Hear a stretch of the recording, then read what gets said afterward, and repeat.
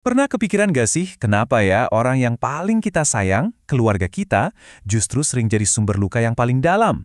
Nah, hari ini kita bakal ngebahas sebuah sudut pandang spiritual yang mungkin punya jawabannya. Sebuah ide tentang adanya kontrak spiritual yang tersembunyi di antara kita. Pertanyaan ini kan inti dari banyak banget drama keluarga. Orang-orang yang harusnya jadi tempat kita pulang malah punya kekuatan super buat nyakitin kita. Kenapa bisa gitu?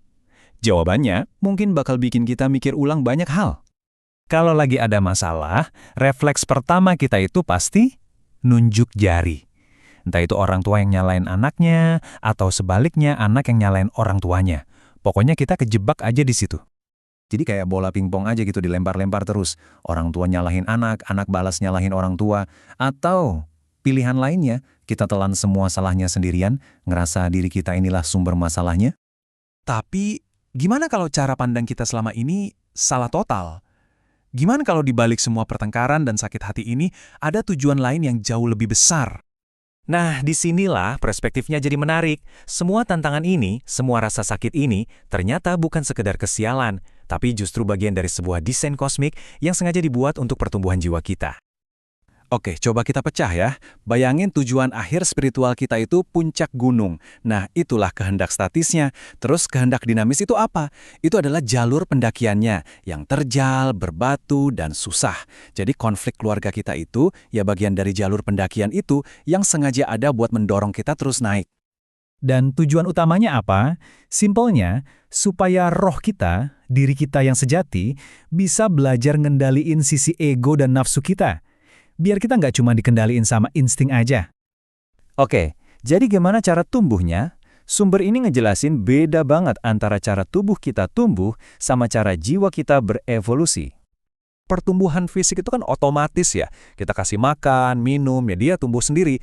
Tapi pertumbuhan jiwa, nah ini beda. Ini butuh usaha sadar, butuh pilihan, butuh perjuangan yang disengaja buat ngadepin tantangan dari dalam diri. Di dalam diri kita itu seolah-olah ada dua kekuatan yang terus bertarung. Ada fitrah, yaitu diri kita yang murni, suara hati kita. Lawannya adalah nafsu, yaitu semua hasrat, ego, dan insting kita. Pertumbuhan spiritual itu soal memperkuat si fitrah dengan cara menaklukkan si nafsu. Supaya nggak abstrak-abstrak banget, ada satu metafora keren nih untuk ngegambarin pertarungan internal ini. Metafora sungai kehidupan. Wah, ini dalam banget sih. Intinya bukan soal apa yang kita lakukan, tapi tindakan kita itu datangnya dari mana. Apakah dari ego dan nafsu, atau dari niat yang murni dari dalam jiwa, dari fitrah kita. Nah, itu yang paling penting. Proses pemurnian ini ada 3 tahap. Pertama, sadar. Kita harus benar-benar melek sama dampak dari setiap pilihan kita. Kedua, tabah. Kita pasti bakal jatuh, bakal gagal. Tapi kuncinya adalah bangkit lagi, jangan nyerah. Dan terakhir, sabar. Yang artinya di sini lebih ke penguasaan diri, di mana kita bertindak murni dari tujuan yang lebih tinggi, bukan lagi dari ego. Nah, semua sistem pertumbuhan ini ternyata ada aturannya. Ada 3 hukum kosmik fundamental yang jadi landasannya. 3 hukum ini tuh kayak wasitnya lah, yang mastiin setiap jiwa dapat pelajaran yang pas dan adil. Yang pertama udah pasti kita sering dengar, karma. Simpelnya, apa yang kita tabur, itu yang kita tuai. Peran kita hari ini, misalnya jadi orang tua yang kayak gimana, itu bisa jadi nentuin pengalaman yang bakal kita terima nanti. Mungkin pas kita jadi anak. Kedua, hukum sumber daya. Ini menarik. Apapun yang kita dapat dari cara yang didasari ego, entah itu harta atau jabatan, itu ternyata ngasilin utang spiritual. Utang ini harus dibayar, dan kadang-kadang cara bayarnya itu lewat tantangan yang datang melalui anak-anak kita. Dan yang ketiga, hukum akomodasi. Intinya, kondisi spiritual kita sekarang, yang diukur dari murni atau enggaknya tindakan kita, itu bakal nentuin posisi start kita di kehidupan selanjutnya. Jiwa kita bakal ditempatin persis di kondisi yang dibutuhkannya untuk pelajaran berikutnya. Nah, salah satu penerapan paling wow dari aturan-aturan ini adalah konsep anak sebagai agen rahasia.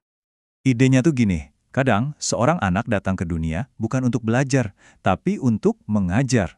Lewat masalah yang mereka timbulkan, entah itu perilaku sulit atau bahkan penyakit, mereka secara nggak sadar memaksa orang tuanya untuk keluar dari zona nyaman ego mereka dan belajar mencintai tanpa syarat.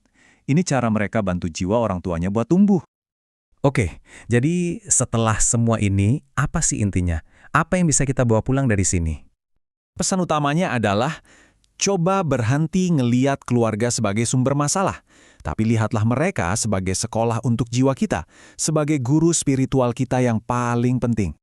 Jadi warisan terbaik yang bisa kita kasih atau kita terima, itu bukan uang, bukan rumah. Tapi contoh nyata sebuah kehidupan yang dipandu oleh suara hati, bukan oleh ego semata. Dan ini membawa kita kembali ke awal dengan sebuah jawaban yang baru. Gimana ya kalau hubungan keluarga yang paling bikin kita sakit hati justru sebenarnya bukanlah sebuah kutukan, melainkan hadiah dan peluang spiritual terbesar yang pernah kita dapatkan untuk bertumbuh.